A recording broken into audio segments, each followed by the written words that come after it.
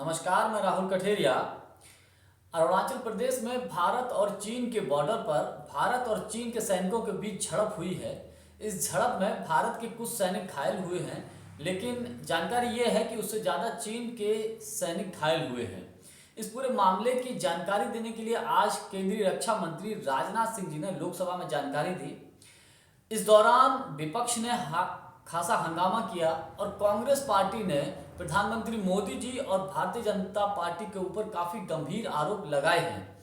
इसी मामले पे हम और अधिक चर्चा करें, लेकिन उससे पहले यदि आपने अभी तक हमारे YouTube चैनल राहुल काटा को सब्सक्राइब नहीं किया है तो सब्सक्राइब कर लीजिए, घंटी के बटन को दबाइए, ऑल पर ज़रूर क्लिक कर दीजिए। 9 दिसंबर की रात को अरुणाचल प्रदेश में भारत और चीन के बॉर्डर पर भारत और चीन के सैनिकों के बीच झड़प हुई और चीन के सैनिकों के द्वारा भारत के बॉर्डर पर अतिक्रमण करने का प्रयास किया गया, जिसका भारत के सैनिकों ने मुंहतोड़ जवाब दिया और चीन के सैनिकों को वहां से खदेड़ दिया।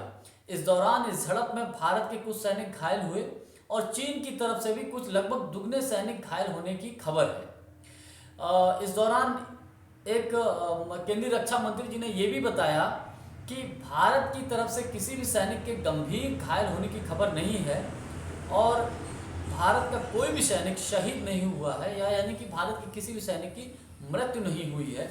इस दौरान उन्होंने लोकसभा में ये भी एक बयान दिया। उन्होंने ये भी कहा कि मैं इस सदन को आश्वस्त करना चाहता हूं कि हमारी सेनाएं भारत की अखंडता के लिए प्रतिबद्ध हैं और इसके खिलाफ कोई भी प्रयास रोकने के लिए तत्पर हैं। मुझे विश्वास है कि यह सदन भारत की सेना को समर्थन देगा और उसकी क्षमता और पराक्रम का अभिनंदन करेगा। ये केंद्रीय रक्षा मंत्री राजनाथ सिंह जी ने आज लोकसभा और राज्यसभा में बयान दिया।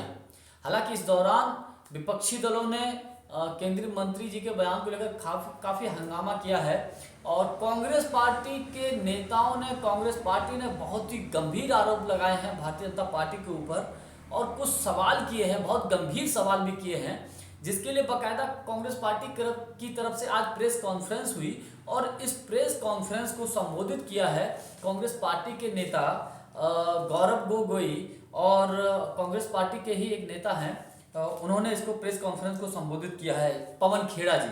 उन्होंने कुछ सवाल किए, बहुत गंभीर सवाल हैं और जो मोदी जी से और भारतीय जनता पार्टी से पूछे। उन्होंने सवाल नंबर 1 ये है, उन्होंने कहा है कि आखिर मोदी जी चीन के मामले को लेकर जब चीन का कोई मुद्दा उठता है तो चुप्पी क्यों साध लेते हैं? आखिर वो कोई बयान क्यों नहीं स्टेटमेंट लिखत पर देते हैं जिससे कि चीन को उसका सख्त मैसेज जाए?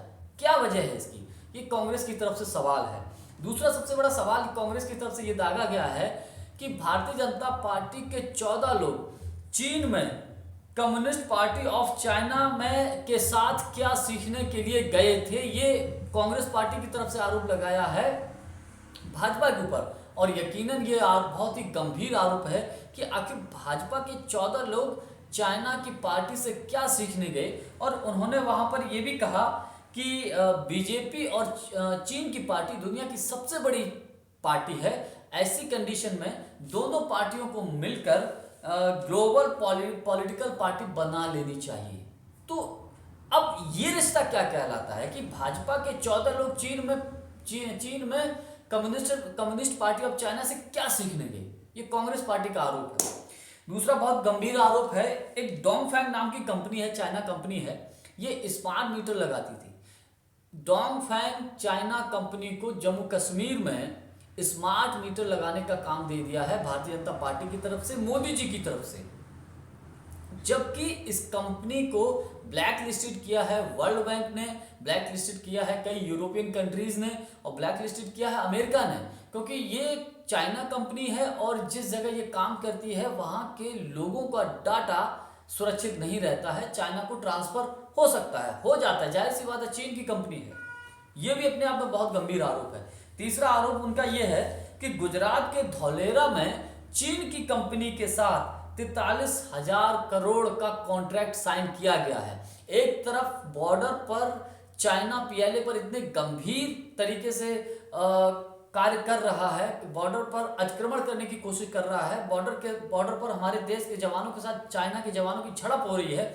दूसरी तरफ गुजरात में 43,000 करोड़ का कॉन्ट्रैक्ट साइन किया जाता है। ये कांग्रेस की तरफ आरोप है और इस पर जवाब देना भी चाहिए कि दूसरी तरफ आप हमारे सैनिकों के साथ इस प्रकार का व्यवहार करते हैं चीन के सैनिक, और दूसरी तरफ आप उनके साथ इतना बड़ा बिजनेस डील करते हो। दूसरा अगला आरोप उनका यह है कि आखिर क्यों मोदी जी चीन के राष्ट्रपति से 18 बार मिलते हैं, 18 बार, और चीन के मुद्दे पर प्रधानमंत्री मोदी जी क्यों घबराने लगते हैं, और जब कोई जवाब देने की बात आती है तो आखिर क्यों प्रधानमंत्री मोदी जी अपने मंत्रियों को ही आगे कर देते हैं। ये काफ़ी, और सवाल तो हालांकि कांग्रेस पार्टी ने काफ़ी गंभीर लगाए हैं, कई गंभीर आरोप लगाए हैं, कई गंभीर सवाल किए हैं। अब ऐसी कंडीशन में कांग्रेस पार्टी ने यह भी कहा है कि बदले में प्रधानमंत्री मोदी जी ने क्या किया चाइना के ऊपर, वो आप सुनिए।